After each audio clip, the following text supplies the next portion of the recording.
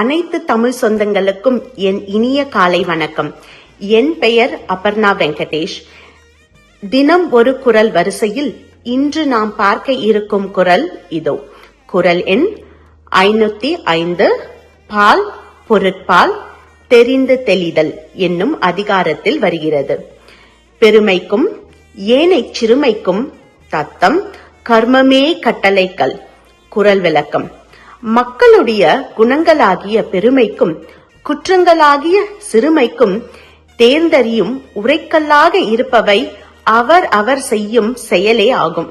அதாவது தங்கத்தின் தரத்தை அறிய எப்படி உரைக்கல் பயன்படுகிறதோ அதுபோல ஒரு மனிதன் உயர்ந்தவரா அல்லது தாழ்ந்தவரா என்பதை அவர் செய்யும் செயலை கொண்டே நாம் எடை போட வேண்டும்.